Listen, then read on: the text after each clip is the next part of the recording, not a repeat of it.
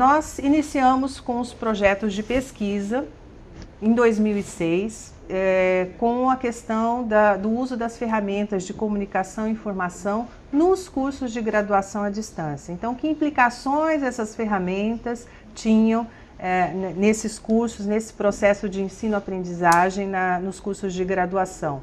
Referente aos níveis de linguagem, às estruturas frásicas, a questão da interação. Em 2007 para 2008, tivemos uma pesquisa relacionada à educação à distância e às suas inter-relações, rompimentos e implementações no ensinar e no aprender. 2008 para 2009, discutimos a questão da formação continuada em comunidade virtual, a questão da reflexão e da colaboração. 2009 para 2010, investigamos concepções dos professores sobre o ensino e aprendizagem mediados pelos laptops nas escolas municipais de tempo integral. Então, fizemos alguns momentos de reflexões colaborativas. 2010, 2011, o foco foi a formação continuada de professores em ambientes pessoais de aprendizagem, com foco na interconectividade e colaboração. 2011 e está em andamento até 2013, nós estamos investigando a questão da formação tecnológica continuada de professores indígenas e não indígenas em comunidade virtual e multicultural, com foco na interconectividade e colaboração. Bom, tivemos no ano passado o primeiro webinar, que aconteceu no dia 19 de setembro de 2011. Nós tivemos naquele momento 150 inscritos de todo o país e de fora do Brasil, por exemplo, de Portugal. Nós tivemos um outro formato que foram mesas redondas, nós tivemos 4 mesas redondas, com 94 perguntas, e o tema do webinar 1 foi colaboração e conectividade no processo educacional digital. Os palestrantes das mesas foram pessoas participantes, pesquisadores participantes do grupo GTED, e contamos também com a colaboração dos pesquisadores do CENRI, lá do Laboratório de Antropologia Visual da Universidade Aberta. O que eu gostaria de enfatizar que neste momento, neste dia, a nossa intenção é essa conectividade, essa colaboração e partilha das nossas pesquisas, das nossas experiências. E aí eu trago o Stephen Downes, que diz o seguinte, que essa interconectividade ela não pode se basear apenas no grupo, mas sim na rede, onde as conexões atravessam as fronteiras existentes. E também diria, conforme Freire, que os homens aprendem a realidade por meio de uma rede de colaboração, na qual um ajuda o outro a se desenvolver, ao mesmo tempo que desenvolve a si mesmo. Todos aprendem em colaboração, em comunhão, mediados pela percepção do mundo. Portanto, eu gostaria que vocês se sentissem bastante à vontade, que vocês pudessem participar, interagir, perguntar, entrar em contato e não se esquecer de se identificar, para que a gente possa conhecer um pouquinho de cada um que está aí do outro lado. Sejam muito bem-vindos, espero que esse dia seja bastante proveitoso e vamos participar bastante. Nós já estamos aqui com o professor João Mata, que a professora Maísa, que também faz parte aqui do grupo GTED, vai apresentá-lo e aí nós vamos iniciar o nosso diálogo. Tenhamos todos um ótimo dia. Maísa. Olá, bom dia. O tema dessa mesa redonda com o professor João Mata é o uso das redes sociais em educação. João Mata é bacharel em Filosofia e Letras, com especialização em Administração, mestrado em Tecnologia Educacional, doutorado em Letras e pós-doutorado pela Stanford University. É autor de diversos livros, dentre os quais Filosofia e Ética na Administração, Metodologia Científica na Era da Informática, ABC da EAD, a educação à distância hoje, Second Life e Web 2.0 na educação, filosofia da computação e da informação, games em educação, como os nativos digitais aprendem, introdução à filosofia, guia de educação à distância, dentre muitos outros. Foi professor e coordenador de pós-graduação e pesquisa do Centro Universitário Ibero-Americano, a Unibero, e atualmente é professor da Universidade Anhembi Morumbi e pesquisador e orientador do doutorado no TID, Programa de Pós-Graduação em Tecnologias da Inteligência e Design Digital, pela PUC de São Paulo, na linha de pesquisa, aprendizagem e semiótica cognitiva. Professor João Mata, seja muito bem-vindo, é com você. Tudo bem? Eu vejo a Maísa, é isso mesmo? Eu vou ficar com a Maísa durante 1 hora aqui. Meia hora vai ser bom, vamos lá, eu vou conversando com ela aqui. Bom, muito obrigado pelo convite, né? Já realizamos algumas atividades juntos aí, né, em alguns eventos da ABED, estamos sempre nos encontrando aí, é um prazer estar aqui com vocês e com todo mundo aqui que está participando, né. A minha fala, a gente está começando um pouco antes do meu horário, é isso mesmo, né, porque quem programou para chegar, 7 minutos. Tem um fuso horário, quem programou para chegar na hora vai perder o comecinho, mas vamos lá. Então, minha fala está programada aí para uma meia hora, né? Acho que é isso que a gente combinou, falar uma meia hora, e aí a gente tem um espaço para o debate aí, né? Para poder responder as perguntas, enfim, conversar, né? Então, nessa meia hora, eu organizei aqui a minha fala para discutir algumas questões teóricas e práticas, cases aí de uso de redes sociais em educação, né? E depois, para a gente poder falar também de alguns problemas. Quer dizer, na verdade, existem problemas. A luz atrás de mim. Deixa eu diminuir aqui a luz, né? Melhorou? Melhorou a minha luz aqui? Melhor assim? Sim? Então, aí eu queria comentar alguns problemas também, na verdade. Queria falar depois de algumas questões que não são tão bonitas aí no uso de redes sociais, né? Então, em primeiro lugar, eu acho que é importante, como em todo trabalho teórico, né, todo trabalho que a gente faz de pesquisa, a gente definir o nosso campo de pesquisa. E quando a gente fala de redes sociais, isso é muito importante, né, porque o que acontece? Redes sociais é uma expressão que virou lugar comum, como muitas, né, como mudança de paradigmas, como revolução na educação, né, aquelas expressões que são usadas por diferentes pessoas, em diferentes contextos e com diferentes significados.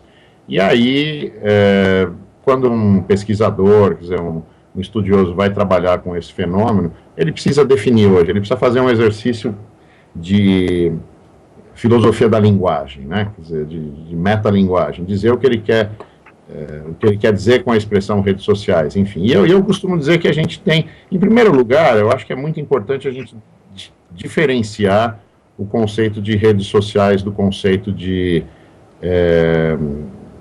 Web 2.0, né, que o conceito de Web 2.0 surgiu antes, né, já é utilizado há mais tempo, na leitura e na prática, e a gente tem depois o uso agora bastante comum do conceito de redes sociais. É importante diferenciar. Eu não vou fazer aqui a diferenciação, porque isso levaria muito tempo, mas, de qualquer maneira, existe lá o surgimento das redes sociais, da Web 2.0, com o Tim O'Reilly, né, e aí já tem um texto clássico, depois uma revisão daquele texto, de 2004 inicial, me parece, né, e aí a gente precisa fazer um exercício, e isso faz parte aí da definição do conceito, né, essa diferenciação.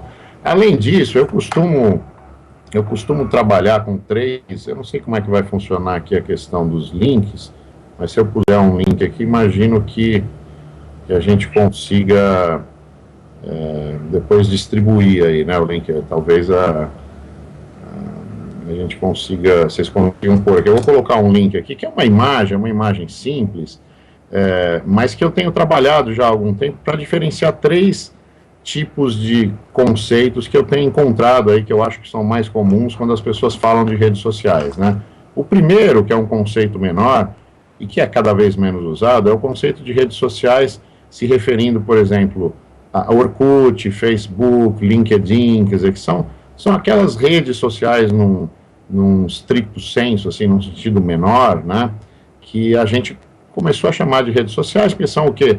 Ferramentas que a pessoa tem um perfil, tem um espaço para discutir, né, tem um espaço para curtir, para gostar do que as pessoas falam, né, gostar do que as pessoas falam. Esse é um conceito menor que era muito utilizado antigamente, e hoje dificilmente as pessoas falam de redes sociais se referindo apenas a esses fenômenos, a não ser fora da academia, né, quer dizer, quando muitas pessoas que usam a expressão no dia a dia, em geral, elas estão ainda se referindo a isso, né? Quer dizer, Orkut, Facebook, LinkedIn, algumas dessas ferramentas funcionam como ferramentas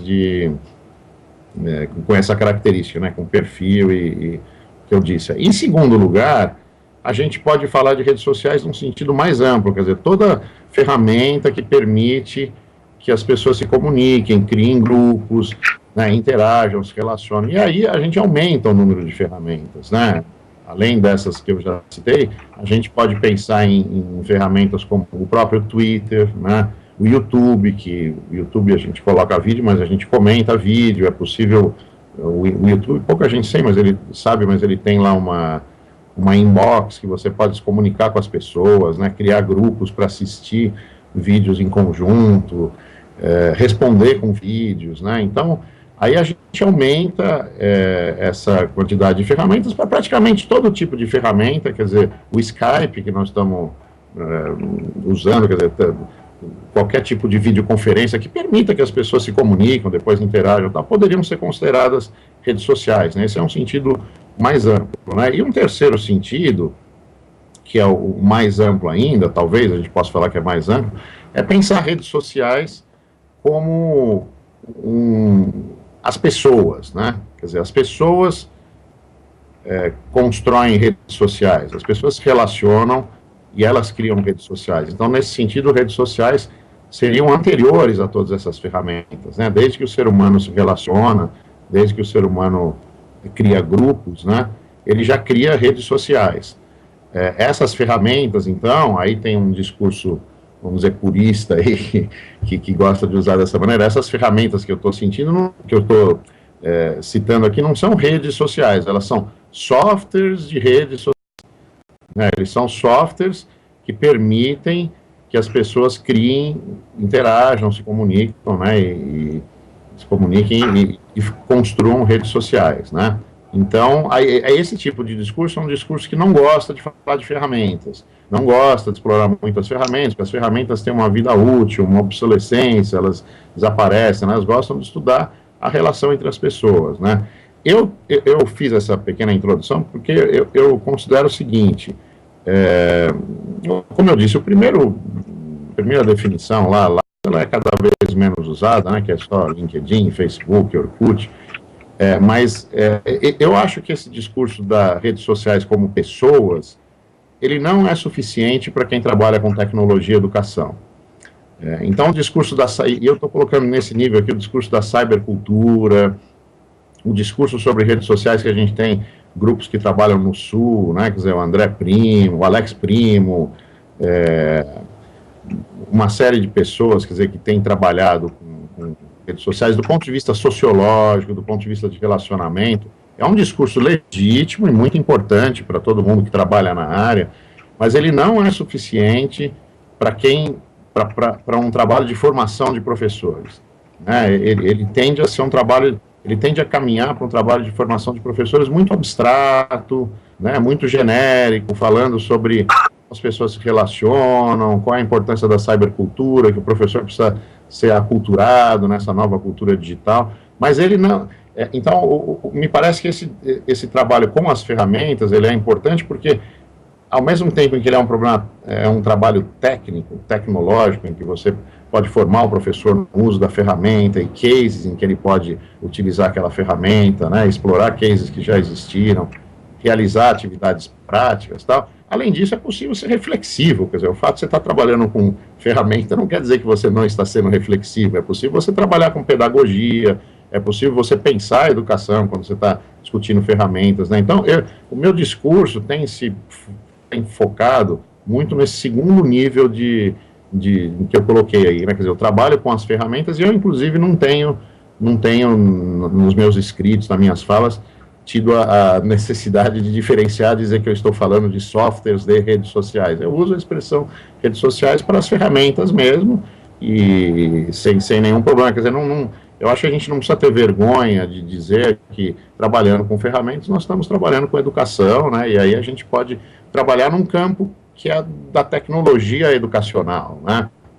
É uma expressão que no Brasil ficou um pouquinho desacreditada aí por uma série de razões, pelo histórico que ela teve, até da associação que a gente tem no Brasil, mas o campo da tecnologia educacional é um campo muito legítimo, porque ele é um campo de discurso pedagógico, né, de reflexão sobre pedagogia, e do discurso sobre as ferramentas, né, e obviamente, englobando as falas sobre a cybercultura, sobre a questão da rede social como pessoas, né. Então, por isso, e em função disso, é importantíssimo a gente ter uma perspectiva sobre o uso de redes sociais, né, e dessas ferramentas em educação, que é a gente pensar como ocorre a aprendizagem em ambientes virtuais, como ocorre a aprendizagem nessas ferramentas, né, quer dizer, que eu acho que eu acompanho o trabalho do GTED, eu sei que vocês fazem essa reflexão em vários momentos, né, e esse, inclusive, é o tema... a Maísa me apresentou, quer dizer, é o tema que a gente tem perseguido agora nas pesquisas lá na PUC, lá no TID, que é procurar entender um pouquinho como ocorre a interação, a interatividade nessas ferramentas e nos ambientes virtuais em geral, inclusive nos LMS, nos AVAs, né? Aí abre-se um campo de estudo muito interessante, né, que também é impossível explorar todo aqui, mas, por exemplo, como ocorre... desde a diferença do conceito de interação, interatividade, que aí se a gente compara o discurso do Marco Silva, né, que fala de interatividade, a gente vai pegar o discurso do Alex Primo, para citar dois autores brasileiros, que vai falar de interação, né, e aí existe um debate interessante, né, quer dizer, o que é a interação, o que é a interatividade, como ocorre a interação, quer dizer, a gente tem trabalhado muito no TID, no sentido de explodir um pouquinho essa questão da interação, a interação aluno-aluno, a interação aluno-professor, né, aluno-conteúdo, interação vicária, né, quer dizer, a interação vicária, por exemplo, na nossa palestra, hoje aqui no webinar inteiro, seria aquela pessoa que não vai perguntar nada, não vai interagir a princípio, mas no fundo ela está acompanhando tudo.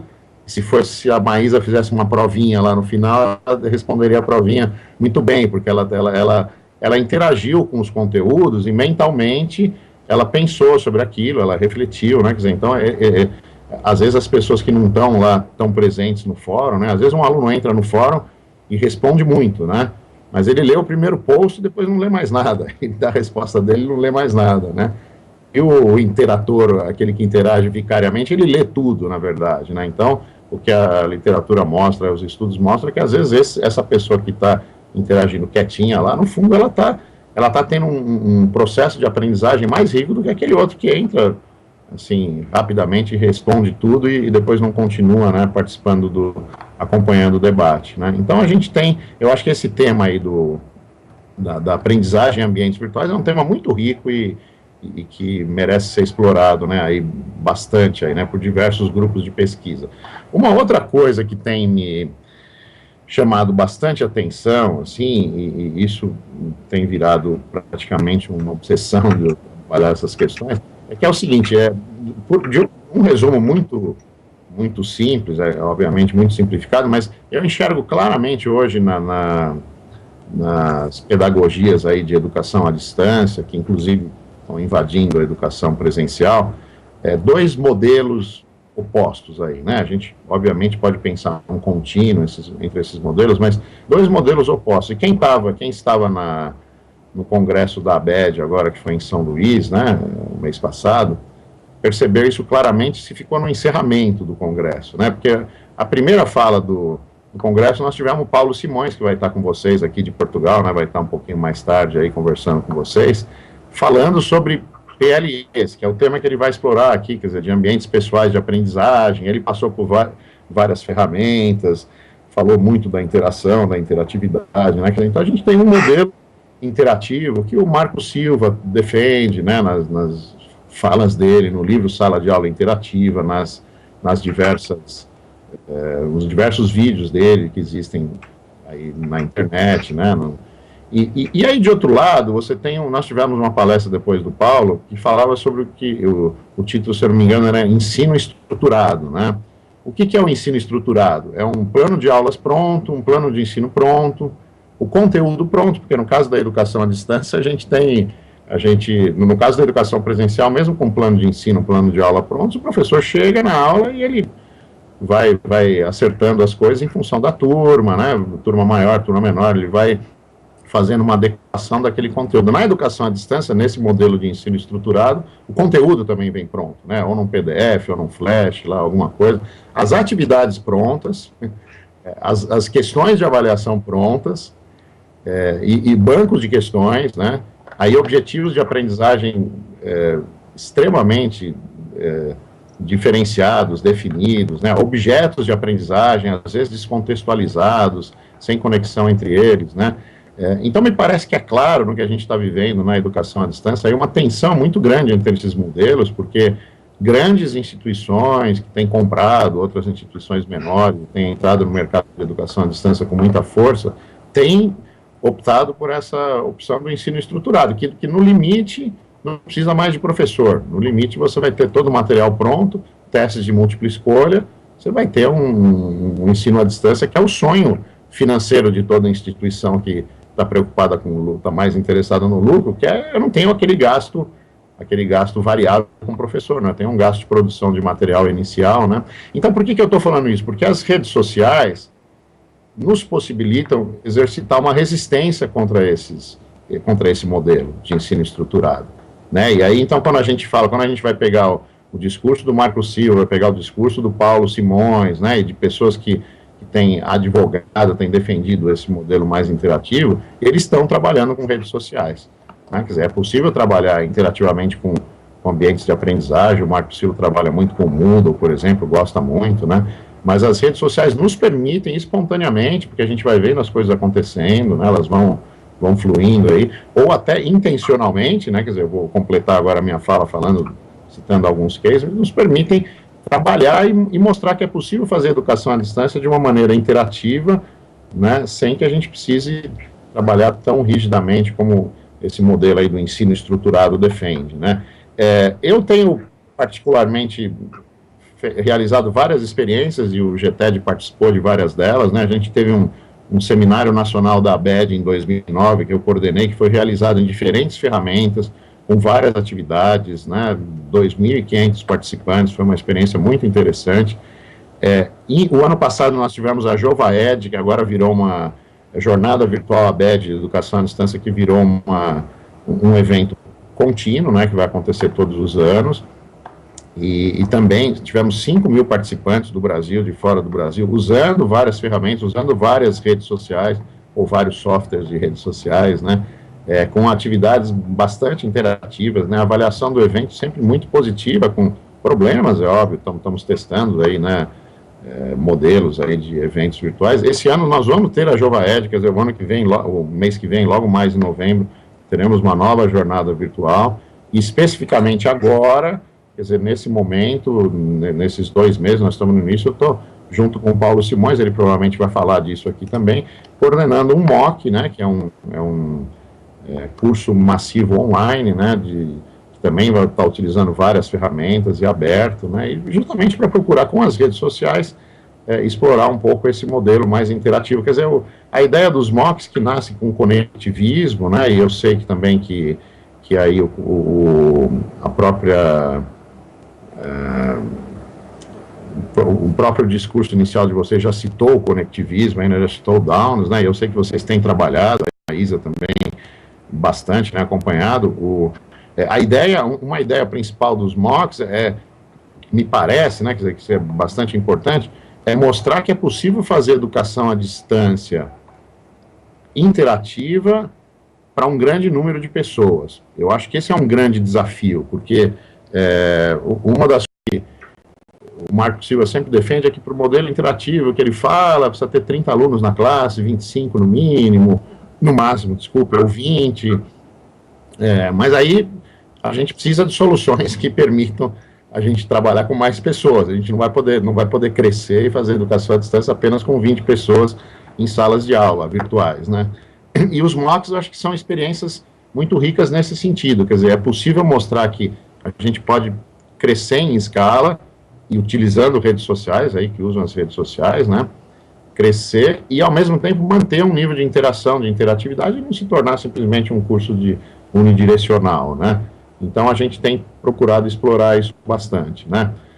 Uma última questão, antes da gente passar para os problemas, né? Que é claro que a gente tem uma série de pontos positivos aí que poderia ficar repetindo aqui, mas uma outra questão, desculpe, que me parece importante, é a gente pensar a questão da avaliação quando a gente utiliza redes sociais, né? Quer dizer, a avaliação é um tema riquíssimo em educação presencial, né? A avaliação é um tema riquíssimo em educação à distância, né? Quer dizer, é um tema, assim, nobre, que merece ainda, precisa de mais estudos, né? E quando a gente fala de redes sociais, mais ainda, né? Quer dizer, eu estou falando aqui de avaliações no seguinte sentido, quer dizer, em primeiro lugar, a gente avaliar o aluno, né? Quer dizer, então, se a gente está falando de um ensino um pouco mais formal, em que é necessário ter prova, ter nota, né? Numa instituição de educação, né? De graduação, de pós-graduação, não importa, a gente precisa dar nota, e aí a gente precisa desenvolver uma metodologia, nós não temos isso, obviamente não temos alguma coisa pronta, né, um modelo já para adotar, um consenso, assim, de como a gente vai avaliar utilizando as redes sociais. Sabemos que precisamos mudar, sabemos que da mesma maneira que em educação à distância a gente precisa pensar numa avaliação diferente da presencial, na avaliação utilizando muita interação, interatividade e redes sociais, a gente precisa de outros modelos, né? Então, precisamos explorar mais isso é um campo de pesquisa importante, mas a avaliação também no sentido de avaliar as experiências que estão sendo feitas, né? Quer dizer, de mostrar os resultados, e isso quem tem utilizado aí redes sociais e educação já tem sido muito cobrado por isso, né? Bom, legal, é bonito, né? Vamos usar Facebook, vamos usar o Twitter, vamos usar uma coisa, mas e aí, qual é o resultado da aprendizagem, né?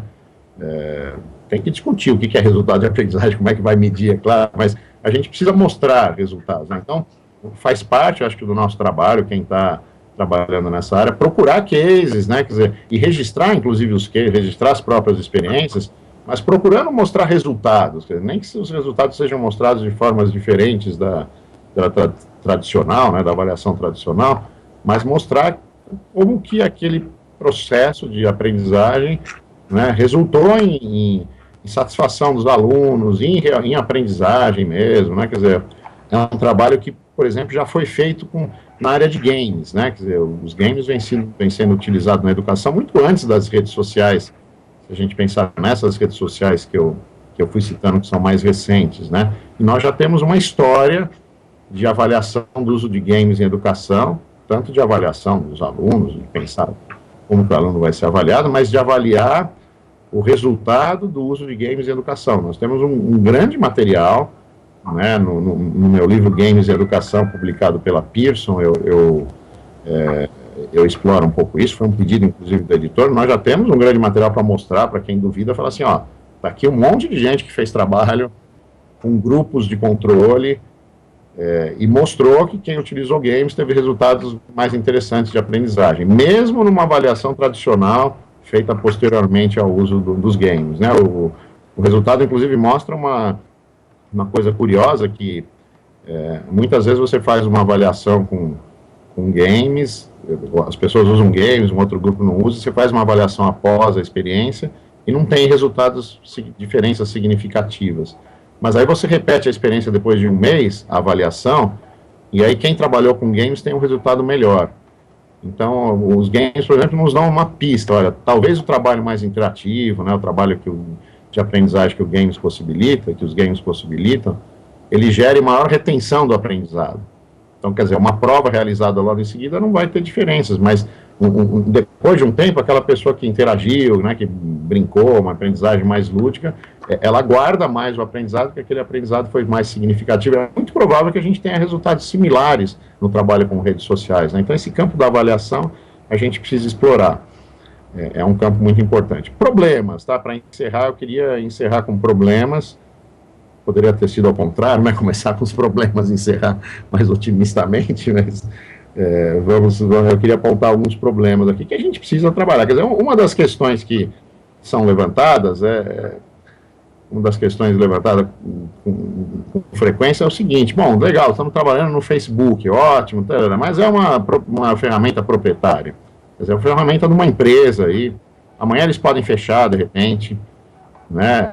Quando você entra no Facebook, você assina lá uma seção de direitos, né? Podem utilizar o seu material, no Google também é assim, né? Quer dizer, isso é um problema que toda instituição precisa pensar. A gente, no MOC que eu estou coordenando com o Paulo Simões agora, nós estamos construindo uma timeline colaborativa da história da educação à distância. Está ficando muito bonita, né?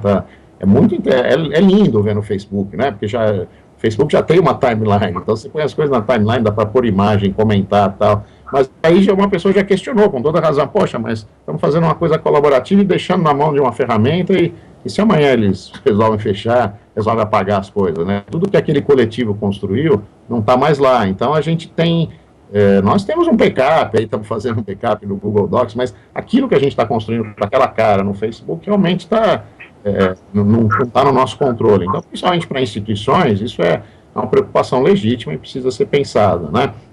Uma segunda questão que me parece importante é que eu acho que existe um exagero muito grande no discurso de muitas pessoas, de muitos autores, de que as redes sociais são a solução para tudo, o ensino informal resolve todos os problemas, e vamos revolucionar a educação, vamos mudar os paradigmas, aí entrando em todo aquele campo semântico que eu falei, que é o que, não sei se todos já ouviram falar aí, mas por exemplo, como já caracterizaram o discurso do Pierre Levy, né, que é um teórico importante, né, porque ele fala há muito tempo, ele é um precursor aí da discussão sobre inteligência coletiva, né, uma série de outras questões, mas já denominaram o trabalho, a perspectiva do Pierre Levy de web iluminismo.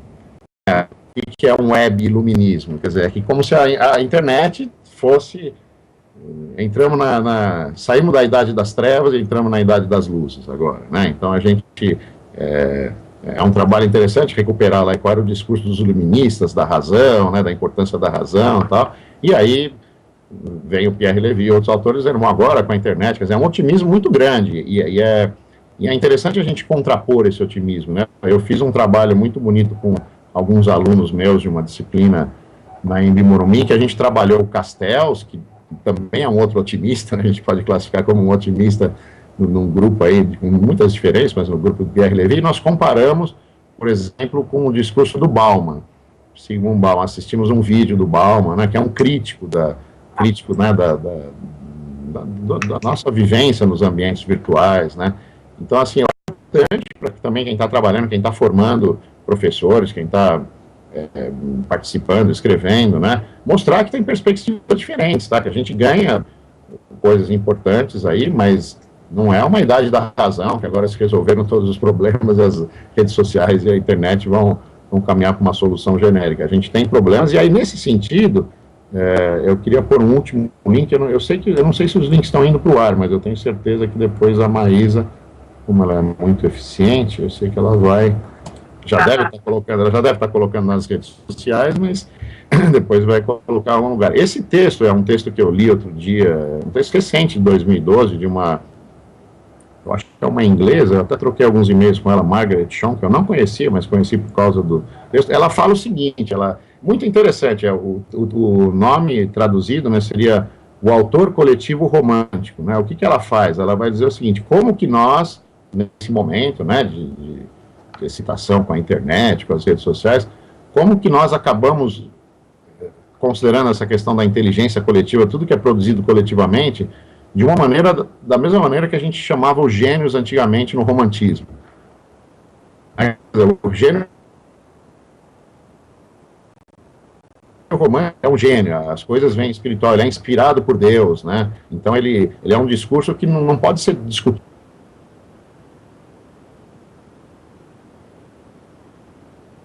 né? Como que a gente trata a inteligência coletiva, que é tudo que é produzido coletivamente, da mesma maneira hoje, né? Quer dizer, então não pode criticar. Quer dizer, então, se você vai falar alguma coisa contra a Wikipédia, você é reacionário.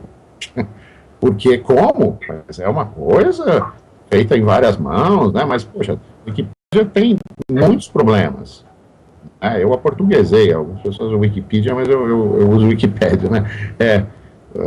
Tem muitos problemas na produção. Quer dizer, é uma ilusão a gente imaginar que em questões, por exemplo, de ciências humanas, questões em que a gente tem diferentes perspectivas sobre um conceito, que nós vamos ter lá algumas pessoas editando um verbete e nós vamos chegar num verbete imparcial.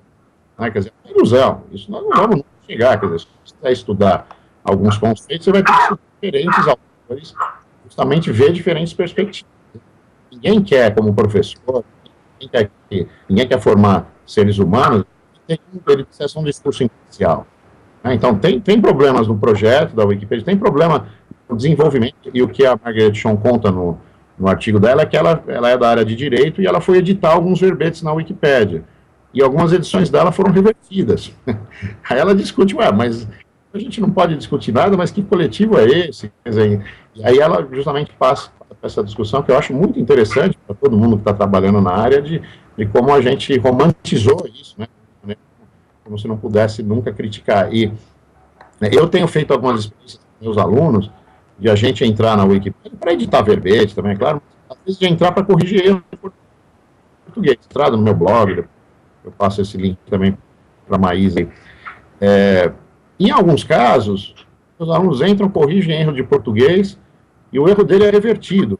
Quer dizer, revertido para a versão que está errada. E às vezes, porque com uma frase pronta lá, problema do português de Portugal, problema do português do Brasil, e aí eu peço para eles entrarem, muitos deles não têm coragem de entrar na discussão, e aí eu, às vezes, entro e falo, olha, sou professor no Brasil, e esse problema não tem nada a ver com o português de Portugal, isso aqui está errado. Aí às vezes a pessoa fala, desculpe, foi uma bobeada, continue suas edições. Então, quer dizer, se não é um erro pontual, a gente tem um problema de reversão, a gente tem muitos problemas, né? O que eu quero dizer com isso é que, assim, a gente precisa questionar, a gente tem problemas, né, e a gente não pode ter um discurso apenas, né, a gente precisa questionar, inclusive a questão do coletivo, né, quer dizer, não é tudo que se faz bem coletivamente, não é tudo que, vocês devem reparar que qualquer coisa que vai fazer, às vezes tem um discurso, não, vamos logo tornar coletivo, vamos abrir, vamos fazer várias mãos, mas sempre que é o melhor fluxo da aprendizagem funciona assim, da produção do conhecimento, né, a gente precisa discutir, quer dizer, não precisa ter vergonha de discutir, né. E para terminar, eu acho que eu estou bem dentro do meu tempo aí, comecei um pouquinho antes, então aproveitei esse momento do ano.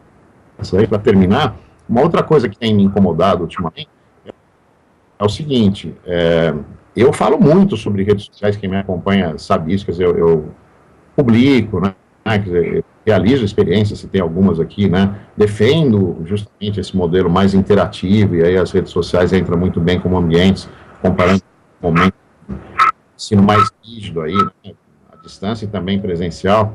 Mas aí, o que eu tenho percebido ultimamente é que esse nosso discurso de otimismo, né, de que o professor precisa conhecer, o professor está desatualizado em relação ao aluno, estou lembrando até que já uma ou duas vezes eu coloquei algumas observações, alguns posts da Maísa aí no Facebook disso, né? A gente às vezes tem um discurso lá, o professor está desatualizado, né? Que o aluno sabe tudo, ele chega com a coisa com um tablet na sala de aula, o professor não sabe nem ligar o computador.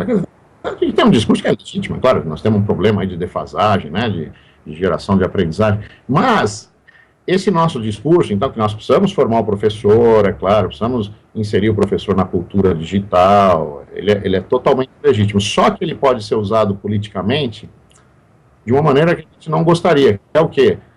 Um gestor chega para um professor que é mal pago, muito pago, né, ganha muito pouco, trabalha de manhã, de tarde, de noite, é mal remunerado, não é remunerado para, não é oferecido para ele um processo de formação e não é inclusive pago para ele fazer cursos de formação fora e, enfim, outras coisas. E aí, pegar o discurso do João Matra e falar que, mas o João diz lá, o João, a Maísa, né, eles dizem lá que você tem que formar, tá vendo? Eles fazem as coisas, então vai lá e se vira, quer dizer, vai se vira, quer dizer o seguinte, vai domingo para casa, né, que você teria o tempo para você ficar com seus filhos, e aprende aí, cara. Aprende rede social, aprende games, aprende coisas, né, quer dizer, então, mais de uma pessoa tem mostrado isso para mim, pô, João, é legal, eu acho importante, eu quero aprender, mas os caras chegam lá e falam assim, tá vendo? Tem gente falando aí que o professor tem que fazer, só que eles não me dão condições nenhuma. Eu ganho R$600 por mês, R$1.000 por mês, né, tenho sala com 60 alunos, o que eu vou fazer? Né? Quer dizer, então, o nosso discurso, o que eu quero dizer com isso, eu queria encerrar a nossa fala dizendo o seguinte, que eu tenho começado a tomar mais cuidado, porque o nosso discurso muito inflamado e muito crítico em relação, às vezes, a essa diferença do professor, esse problema de formação, às vezes pode ser usado para reforçar a exploração, para reforçar uma situação que não é a que a gente quer, que é de que você tem um professor lá que é explorado, e que vai ser mais explorado, porque ele vai ter que aprender, ele vai ter que usar mais tempo dele sem ser remunerado para supostamente aprender a usar aquelas ferramentas, meio que sozinho, e apoio. Então, a gente precisa tomar um pouco de cuidado. Eu acho que a gente precisa sempre, o que eu queria encerrar é dizer o seguinte, que eu tenho procurado me educar, né, estou no processo de fazer isso, me educar que no momento em que eu estiver falando sobre o uso de redes sociais, sobre o uso de tecnologias em educação em geral, né, sobre o discurso da interação, o discurso da importância da formação do professor, da aculturação, né, cultura digital, a gente tomar cuidado de como esse discurso vai ser usado, a gente deixar cifrado no final que os professores precisam ser bem remunerados, eles precisam ser preparados adequadamente, precisam ter tempo, eles precisam ser formados, e a formação tem que ser no horário de trabalho dele, né? A formação fora do horário de trabalho já é uma jurisprudência, é hora extra, né? Quer dizer, o professor, para ser formado, tem que ser formado durante o horário que ele recebe, ele não pode ser obrigado a fazer um curso fora do horário de trabalho dele, porque ele está atrasado. E aí vem o nosso discurso para legitimar a exploração, vai lá e faz o curso, porque o João, a Maísa, todo mundo, o GTED, o TID, todo mundo fala é importante ser formado, todo mundo está mostrando isso aí, você está atrasado, cara, se vira aí, né? Não, na verdade ele precisa ser, então a gente tem que ter uma preocupação política com a questão da tutoria, né, da exploração, do valor baixo que é pago para a tutoria, né? Então a gente precisa acertar um tom de mostrar que essas coisas são importantes, mas ao mesmo tempo mostrar que para um determinado professor que não tem tempo de fazer nada, que não é viciado em redes sociais que nem eu e a Maísa, quer dizer, a gente pode achar que todo mundo é viciado como a gente, né? E aí exigir um nível de vício igual das pessoas, né? Quer dizer, a pessoa vai ter uma inserção dela dentro do que for importante para o trabalho dela e a educação. A gente não pode deixar que o nosso discurso seja usado, e é muito difícil isso, né? Porque o discurso sai da nossa mão, né? Politicamente, para reforçar a exploração que a gente tem visto aí, na educação à distância, né? E presencial já há muito tempo, né? Eu acho que são 9h30, como eu tive um pouquinho de tempo antes, falei um pouco mais, né? Aí eu abro aí para os debates, tá? Estou aqui meia hora ou mais, o que precisar, né? Bom, professor João Mata, muito obrigado pela sua fala. Tocou em questões muito interessantes em relação ao que o GTED pesquisa, a nossa preocupação, e terminou, né, com uma preocupação muito grande, que é em relação à formação de professores, né? Muito se fala em novas tecnologias, novas ferramentas, mas e o professor, né? Essa questão de culpabilizar o professor por essa defasagem. Então eu vou começar com um bloco de questões sobre o mesmo assunto, tá, professor? E você vai respondendo. Então temos uma indagação aqui da Francis Mar, que é daqui de Campo Grande, Mato Grosso do Sul, que ela coloca assim: que o uso das redes sociais pelos jovens é algo que encanta automaticamente, né, os jovens e seus colegas. Já o educador não tem essa afinidade e não dispõe de tempo para essa interação. Então, qual seria o primeiro passo para que o educador comece a utilizar as redes sociais? Bom, acho que o professor já respondeu um pouquinho, né, a questão da formação, mas vou deixar com você.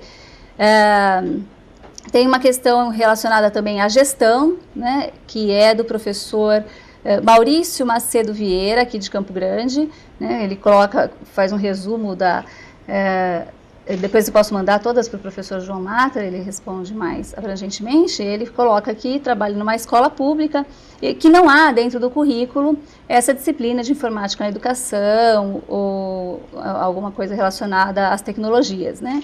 E como fazer, né, quando a gestão da escola não apoia esse uso das tecnologias. E ainda, em relação à formação dos professores, desculpa, ok, aqui.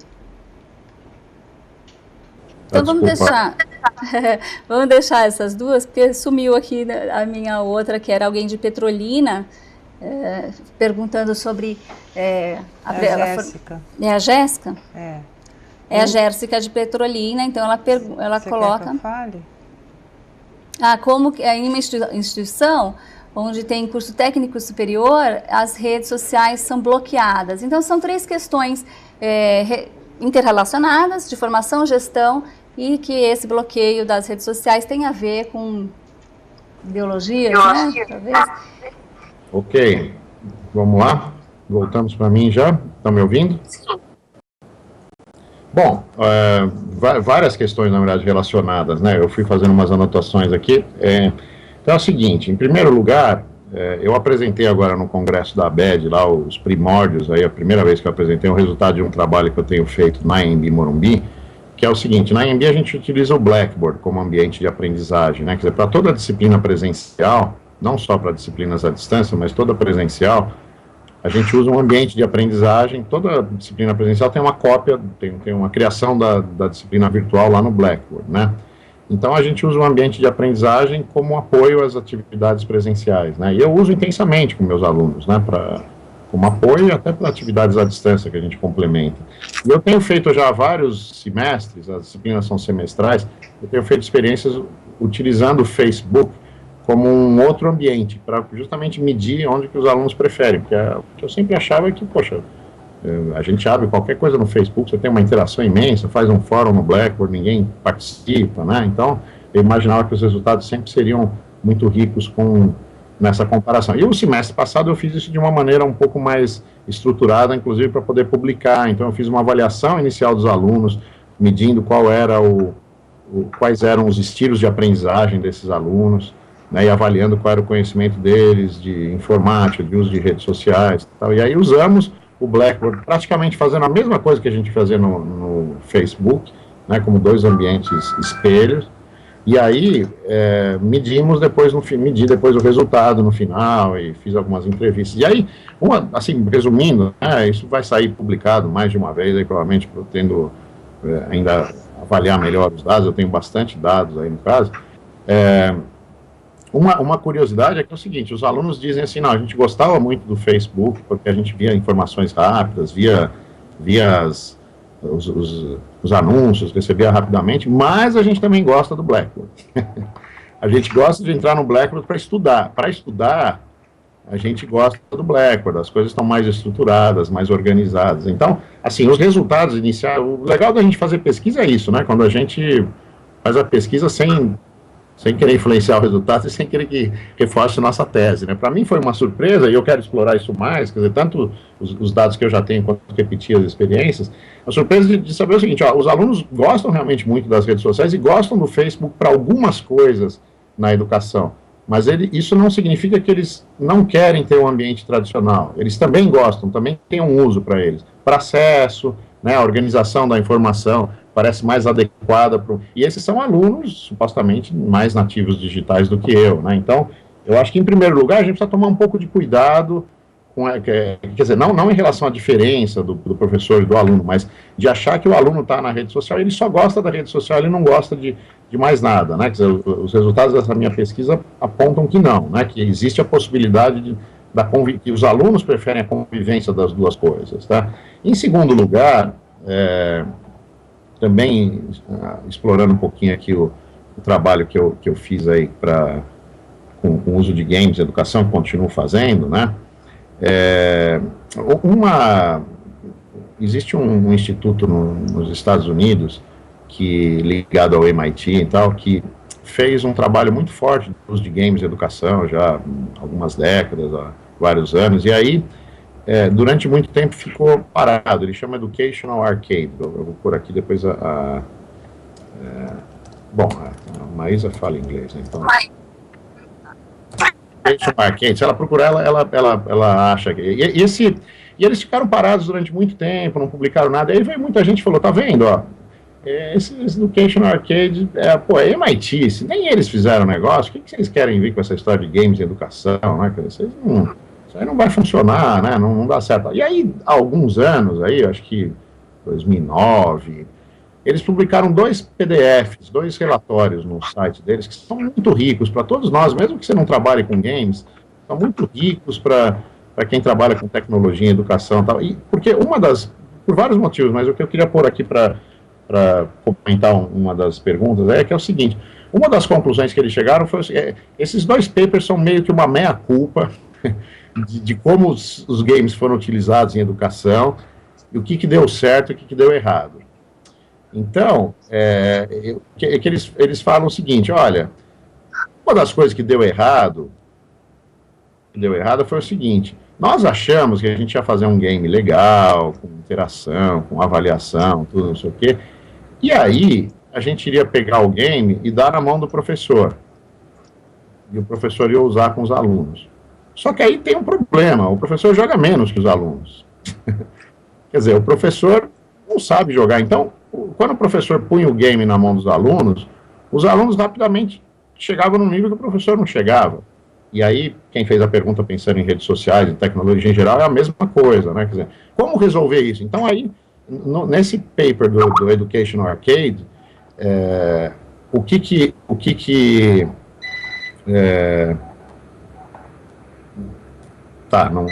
E aí, o que o Educational Arcade fala? Ela fala o seguinte: olha, o que nós temos que fazer, então? Como é que nós vamos fazer isso aqui funcionar?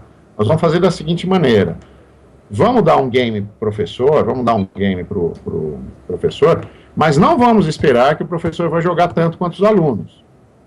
Quer dizer, isso é uma ilusão, que é aquilo que eu falei: o professor vai ter que ir para casa, vai ter que passar sábado, domingo, feriado jogando, e ele nunca vai chegar no mesmo nível do aluno. Vamos dar um game para o professor, vamos dar um game com uma orientação pedagógica de como ele deve utilizar aquele game com os alunos, e vamos dar uma interface de avaliação para ele, para que ele possa aproveitar os resultados daquela experiência, e aí trazer para a sala de aula ou para o ambiente virtual, e aí rediscutir com os alunos. Né? Então, não vamos imaginar que um professor vai entrar no mesmo nível de imersão que os alunos no caso dos games, né? Eu acho que a reflexão pode ser feita também quando a gente pensa no uso de redes sociais ou tecnologias em geral. Quer dizer, nós temos que preparar os professores, mas não adianta a gente ter uma ilusão que a gente vai preparar um professor para dominar algumas das ferramentas como os alunos dominam. Não é esse o nosso objetivo, nunca foi, aliás, na educação, né? Quer dizer, nós temos que preparar os professores para dizer o seguinte: existem algumas ferramentas aqui, você pode usar dessas maneiras, você deve conhecer algumas coisas, mas você não vai competir com um aluno no nível de imersão, de conhecimento, né? Agora, você pode aproveitar experiências, e aí a gente tem que trabalhar cases, né? Mostrar como tem sido feito. Você pode aproveitar experiências, e essas experiências, você pode depois colher alguns resultados, se você tiver as interfaces de avaliação como os games mais contemporâneos têm, e aí você trabalhar esse resultado com os alunos. Então, a gente não pode esperar que os professores, inclusive por uma questão de tempo, né? Porque senão o professor, ele não pode trabalhar mais 24 horas por dia, né? Que ele tem que ser um professor gato com várias vidas aí, né? Para poder dar conta de tudo que ser feito. Mas aí, então a gente tem que achar eu acho que esses relatórios do Education Arcade fazem, eles acham um meio termo aí, né? Quer dizer, um jeito que eu vou até um nível de menor imersão com os alunos, mas isso não quer dizer que eu não aproveite a experiência deles pedagogicamente, né? Bom,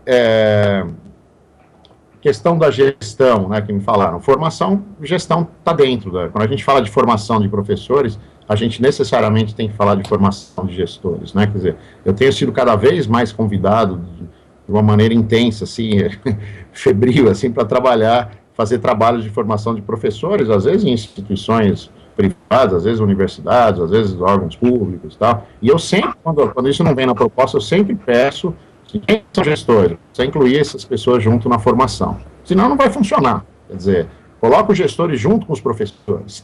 Quer dizer, forma, não precisa, inclusive não precisa formar separado o gestor e separado o professor, coloca junto, deixa o gestor participar, quer dizer, cria uma série de problemas, né? A pessoa vai falar, o chefe dela está lá, vai falar no fórum, mas faz parte, está dentro do espírito colaborativo que a gente está querendo, né? Então, isso acho que é uma questão importante. O bloqueio das redes é uma coisa que eu digo, veja, o bloqueio da rede social numa instituição não é ilegítimo. Tem vários motivos, tem problemas de segurança, né? Às vezes é uma questão de TI, um problema de segurança, né? Às vezes tem um problema de banda, de acesso de banda. Se você abre todo mundo entrando no Facebook, na AMB, onde eu dou aula, provavelmente dá um tilt lá, porque entrando em todas as redes, entrando no YouTube, baixando o vídeo, né? Quer dizer, você tem vários motivos para bloqueio. Um professor, uma coisa que todo mundo diz, o professor bloqueia a rede. Eu uso nas minhas aulas, eu libero, os alunos usam o Facebook, mas se o professor chega numa aula, vai dar uma aula de física, e quer que eles bloqueiem, porque eu não vejo problema nenhum, quer dizer, então, a questão do bloqueio tem que ser lidada, quer dizer, o fato de a rede estar bloqueada na escola não quer dizer que o professor não pode propor atividades que sejam feitas fora da escola, né? Ou não pode propor que ele peça para que em um determinado momento, em algum dia, algum horário específico, as redes estejam liberadas para as pessoas usarem, né?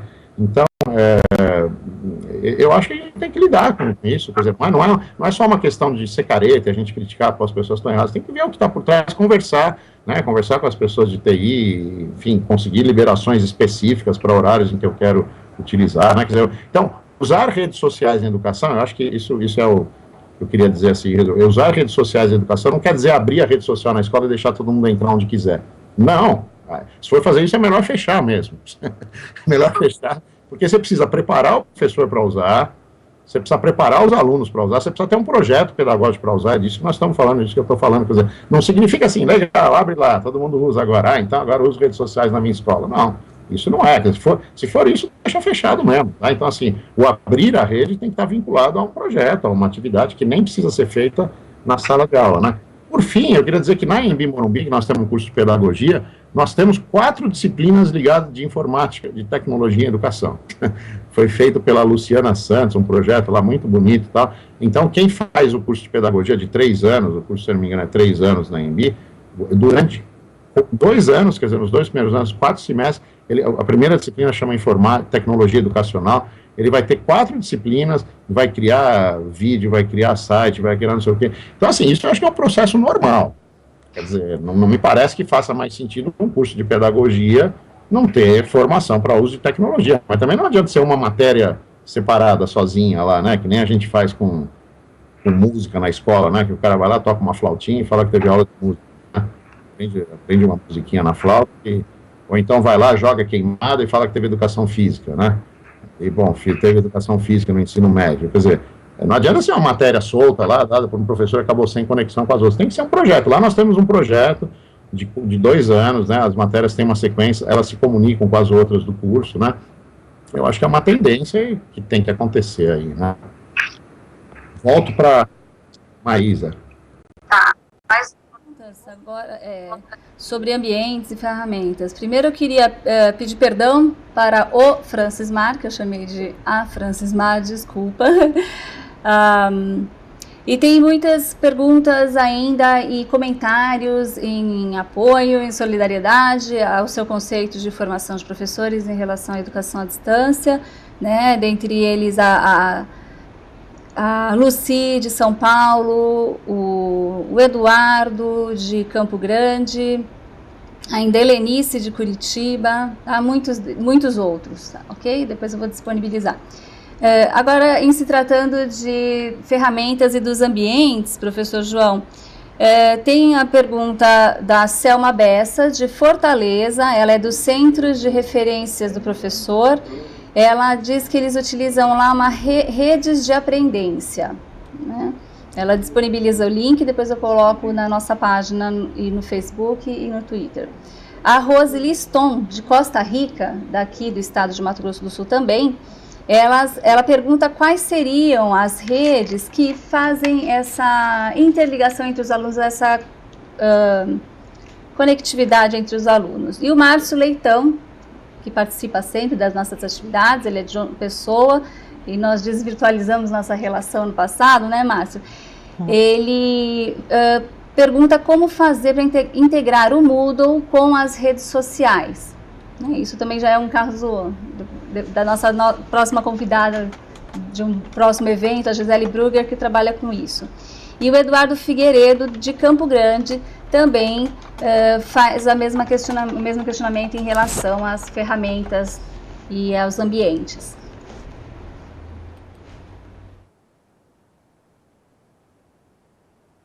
Vamos lá, bom, voltei aqui meu som. A primeira, pelo que eu entendi, na verdade é um material para conhecer, depois você vai pôr o link, né, quer dizer, não é exatamente uma pergunta, né, está disponibilizando uma rede de aprendências, né, e eu vou depois dar uma olhada com muita atenção aí, né. Aí as outras, quer dizer, na questão das ferramentas, eu queria só dizer o seguinte, você começou dizendo assim, há muita solidariedade em relação à sua visão de formação de professores, né? Eu almocei essa semana, até comentei isso com a mãe, eu almocei essa semana com a Joelma Derris, que não sei se está ouvindo a gente aqui, mas que é lá de Vitória do Espírito Santo, né? E que tem feito um trabalho muito interessante também com a questão da tutoria, né? Do pensar tutoria. E o nosso almoço, assim, uma das conclusões que a gente tirou foi o seguinte, quer dizer, a gente, com esse nosso ímpeto aí de trabalhar com tecnologias e na educação à distância, na defesa da educação à distância, e o professor Romero Tori costuma dizer, né, que a educação presencial fazia bullying com a educação à distância, né? Então a gente teve que defender a EAD do bullying, né, que a gente sofria da educação presencial. Então a gente está no meio, né? Mas isso, o que a gente acabou fazendo inconscientemente, a gente acabou tem um discurso que legitima a exploração do tutor, por exemplo, né, ou do professor em geral, aí, né, então isso realmente é questão de formação, tem que ser, tem questões políticas, questões salariais por trás, a gente não pode ter um discurso só tecnológico, de ferramenta e disso tudo, né, a gente precisa ter realmente, é um pouco esquizofrênico, a gente precisa fazer, ao mesmo tempo precisa criticar o que está fazendo, precisa ter duas perspectivas simultâneas, né. Da integração de ferramentas, você falou da Gisele, a Gisele não vai estar aqui hoje, é isso? Acho que ela vai estar em outro evento. Nossa, é ótimo, a Gisele é sensacional, né, e ela tem experiência nessa área aí, realmente. Eu confesso, Márcio, prazer aí, o Márcio participa não só daqui, participa de tudo, né, ele é um daqueles que tem, né, um gato, né, e ele, eu acho que eu achava, mas eu tinha um discurso muito assim, que a gente vai acabar os ambientes de aprendizagem, nós vamos para as redes sociais, nós vamos para as outras coisas. Eu confesso que essa pesquisa que eu fiz na ENB tem me feito repensar um pouquinho isso, né, quer dizer, talvez a gente tenha um cenário aí futuro em que as coisas estejam convivendo, e o Paulo tem essa visão, o Paulo Simões tem, vocês podem até provocá-lo para continuar a conversa mais para frente, ele tem essa visão de que você integra os ambientes de aprendizagem no ambiente pessoal de aprendizagem, ele é mais um elemento, né, então você tem que fazer a integração, quer dizer, você tem soluções tecnológicas, tá? Você tem o Sloodle, que integra o Second Life com o Moodle, por exemplo, né, o Moodle, as versões mais novas, né, 2.0, passaram a incorporar uma série de ferramentas, né, de ferramentas da Web 2.0, né? Então acho que isso tecnologicamente, normalmente tem acontecido, né, agora, no processo de formação de professores, como você faz essa integração? Fazendo com que o professor se sinta à vontade em cada uma daquelas ferramentas, né, em que ele, como eu falei, em que ele se sinta à vontade tecnologicamente, né, um nível mínimo aí que ele possa trabalhar com a ferramenta, faz parte da formação às vezes tem formação de professores que têm vergonha de trabalhar tecnologia, quer dizer, não, faz parte de formação tecnológica, né, não trabalha. Agora, faz parte também uma reflexão pedagógica sobre os usos da ferramenta, os seus potenciais, né, o que pode ser feito. E aí você discute, você volta para a discussão de pedagogia, né, que modelo usar, né, vamos usar um modelo mais como conectivismo, onde que o behaviorismo pode funcionar, num teste de múltipla escolha, você consegue recuperar, né, todo o discurso da pedagogia, aí, quer dizer, isso tem sido feito, né, na literatura. E além disso, mostrar casos, né, eu acho que o professor tem que conhecer casos em que a pessoa usou o Moodle junto com o Facebook, usou o Twitter junto com o Moodle, né, e aí, esses casos são muito ricos. O que eu percebo é que nos processos de formação, quando você mostra casos para o professor, discute o caso, né, casos realizados por colegas, né, por outros professores, no Brasil, fora do Brasil, mas mostra o caso, discute pedagogicamente o caso, né, quer dizer, e discute, e reproduz tecnologicamente o que foi feito, quer dizer, entra na ferramenta, mexe, e esses são processos de formação que eu costumo dizer assim, eu vejo o resultado não pela pesquisa de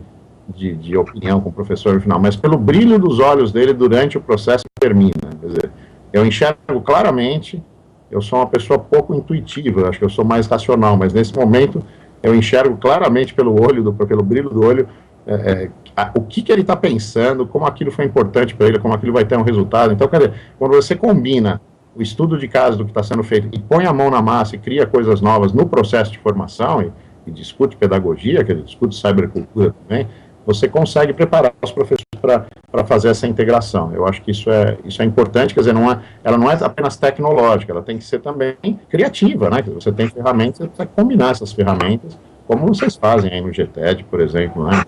Não tem uma receita pronta, né? A gente vai testando, né? O Siemens fala isso, né? A gente está trabalhando com o MOC desde essa semana aí, tem lido muita coisa. Tem um momento que ele fala, uma entrevista que ele deu para André Inamorato, né? Que eu acho que rodou bastante nas redes aí. Ele fala, bom, a principal dica para quem quer fazer é ir lá e fazer.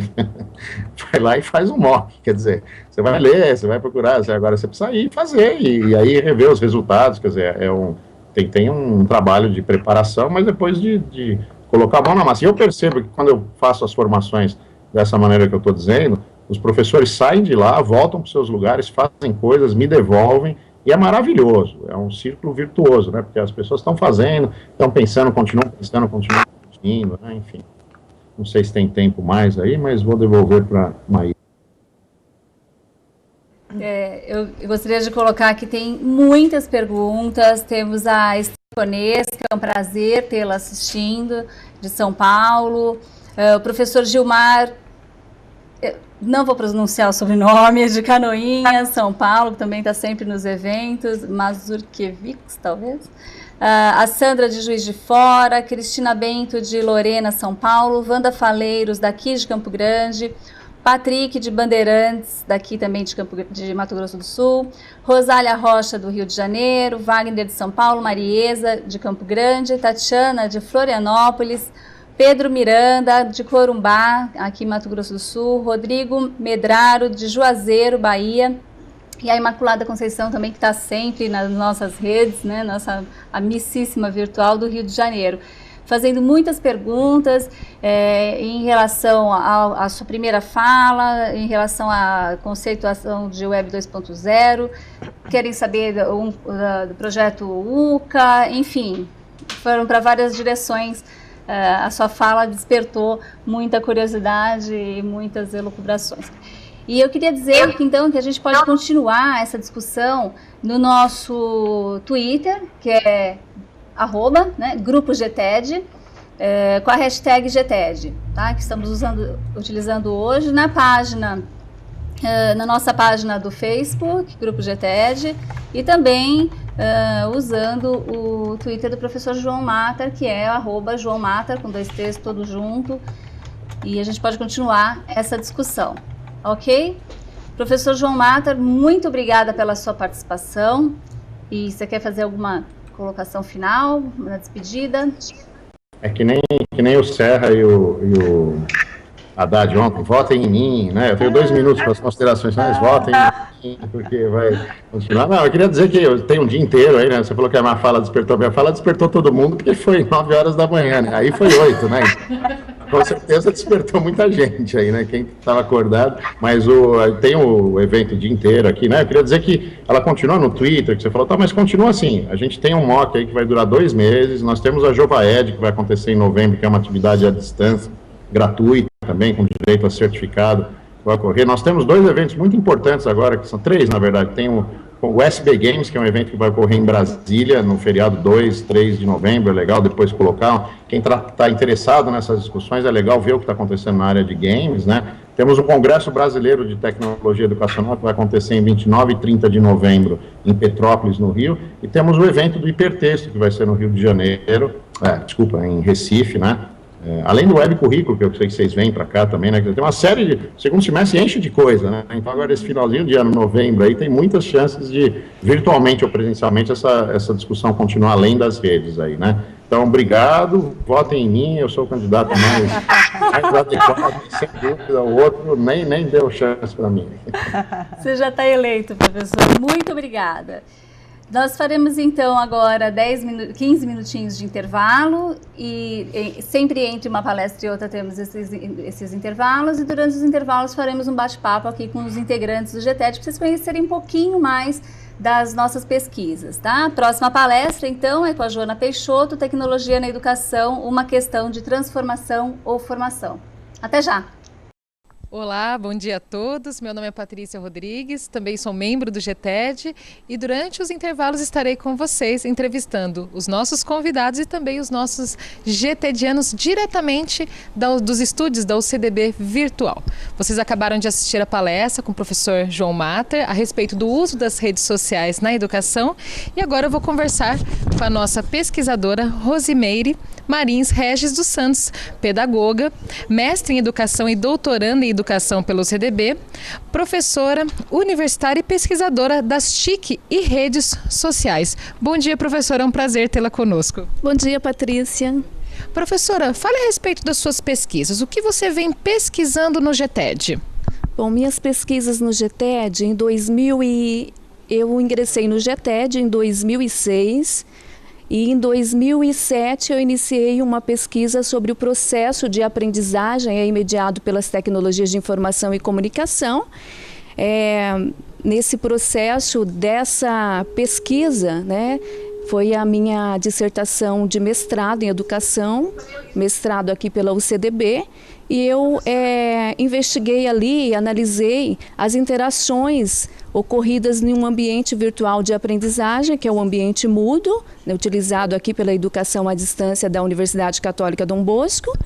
E dentro dessa pesquisa, né, no decorrer do envolvimento dessa pesquisa nos ambientes virtuais, no ambiente virtual mudo com os alunos, eu detectei nas considerações finais da minha pesquisa o processo de uma proposta pedagógica fundamentada na aprendizagem colaborativa.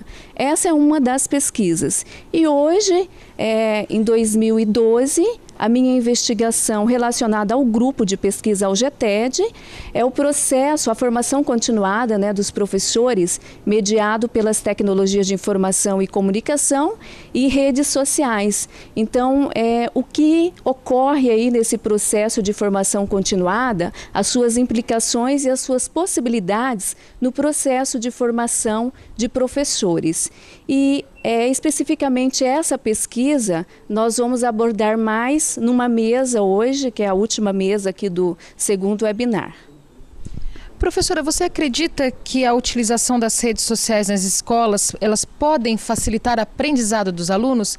E outra pergunta também que eu já deixo na sequência, como que essas redes sociais são utilizadas? Elas realmente são utilizadas nas escolas, pela sua experiência? Bom, Patrícia, eu acho que aqui eu já vou pegar um link com a fala do professor João. Bom, primeiro é muito bom ouvir o João, né, João? Parabéns pela sua fala. Eu acho que essa questão que a Patrícia coloca aqui para a discussão vem ao encontro também da sua abordagem, né, que você destacou aqui, que nós, professores, precisamos aprender também com os nossos alunos, que hoje são os nativos digitais. Eu acho que vem aí um processo importante no destaque da sua fala, essa abertura do professor para aprender junto com o aluno, né? E entra também a questão da formação do professor, as propostas pedagógicas, né, que contemplam aí as redes sociais e as tecnologias na educação. E acredito sim, Patrícia, que as redes sociais, elas fazem parte do processo de ensino e aprendizagem, né, como o João destacou também, e nós temos pesquisas já hoje que divulgam, né, que relatam, que destacam essa questão das redes sociais, Facebook, Twitter, no processo de ensino e aprendizagem. O João mesmo, ele tem um envolvimento muito forte aí nas redes sociais, e a gente gente pesquisa, de repente, meio de uma forma silenciosa, viu, João? Mas sempre estamos aí atentos a essas publicações e esses movimentos dos pesquisadores e professores, tanto do ensino fundamental, tanto quanto do ensino médio e ensino superior, nessas redes sociais, né? E vejo muito forte aí a questão das redes sociais nesse processo, então, de ensino e aprendizagem, mas para isso o professor ele precisa conhecer essa ferramenta. Acho que o João destacou bem essa questão, mas conhecer essa ferramenta também com uma proposta pedagógica, né? Então, como que eu vou estar trabalhando com os meus alunos no Facebook? Qual é a minha proposta? Até mesmo para você apresentar isso à instituição, né, ao qual você tem vínculo, porque de repente os laboratórios, as salas de tecnologias, cada estado tem uma denominação utilizada aí, os recursos tecnológicos, né? Vamos colocar aqui no estado de Mato Grosso do Sul, sala de tecnologia, né? Sala de multimídia. Então, o professor ele precisa ter um planejamento, apresentar um planejamento, o que é que ele vai trabalhar com esses alunos nas redes sociais. Às vezes é proibido dentro de uma escola, dentro de uma universidade, porque não tem uma proposta pedagógica adequada, né? Então, acho que é um papel nosso, dos professores, de aprender também junto com os nossos alunos, né, investigar esse processo de redes sociais na educação. Vejo isso muito forte, as interações que acontecem hoje nas redes sociais, né? Os nossos alunos, eles conjugam, né, o verbo twittar, navegar, conectar o tempo todo. Então, acho que o professor ele tem que aproveitar essas oportunidades e essas experiências dos alunos e estar envolvendo isso num processo de ensino e aprendizagem dentro das escolas, dos espaços da educação. Professora Rose, muito obrigada pela sua entrevista. Eu gostaria que você deixasse uma mensagem para os nossos participantes do segundo webinar GTED.